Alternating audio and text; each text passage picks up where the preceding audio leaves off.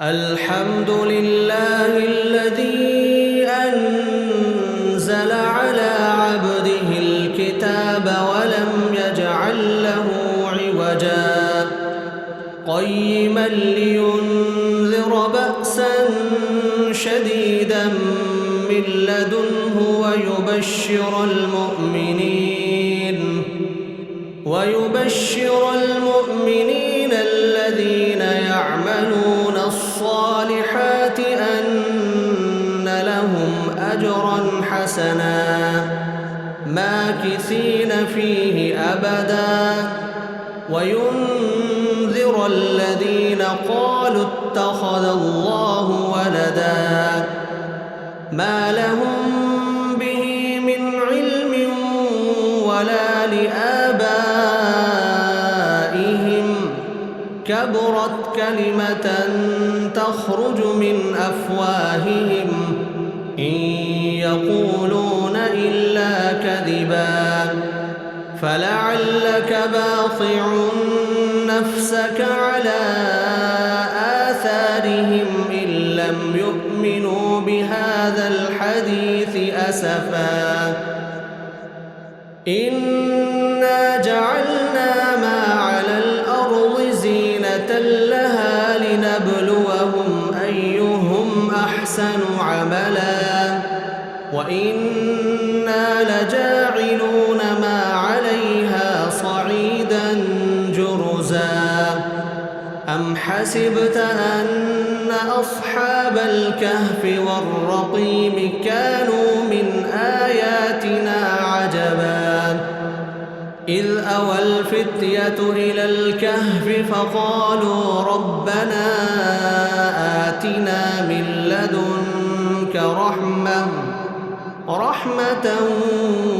وهيئ لنا من أمرنا رشدا فضربنا على آذانهم في الكهف سنين عددا ثم بعثناهم لنعلم أي الحزبين أحصى لما لبثوا أمدا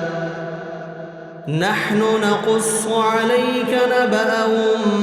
بالحق إنهم فتية آمنوا بربهم وزدناهم هدى وربطنا على قلوبهم إذ قاموا فقالوا ربنا رب السماوات والأرض لن ندعو من دونه إلها لقد قلنا إذا شططا هؤلاء قوم اتخذوا من دونه آلهة لولا يأتون عليهم بسلطان بين فمن أظلم ممن افترى على الله كذبا وإذ اعتزلتموهم وما يعبدون إلا الله فأووا إلى الكهف ينشر لكم ربكم من رحمته ويهيئ لكم من أمركم مرفقا وترى الشمس إذا طلعت تزاور عن كهفهم ذات اليمين وإذا غربت تقرضهم ذات الشمال وهم في فجوة منه ذلك من آيات الله من يهد الله فهو المهتد ومن يضلل فلن تجد له وليا مرشدا وتحسبهم أيقاظا وهم رقود ونقلبهم ذات اليمين وذات الشمال وكلبهم باسط ذراعيه بالوصيد لو اطلعت عليهم لوليت منهم فرارا ولملئت منهم رعبا وكذلك بعثناهم ليتساءلوا بينهم قال قائل منهم كم لبثتم قالوا لبثنا يوما أو بعض يوم قالوا ربكم أعلم بما لبثتم فابعثوا أحدكم بورقكم هذه إلى المدينة فلينظر أيها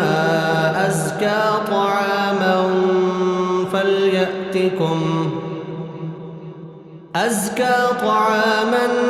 فليأتكم برزق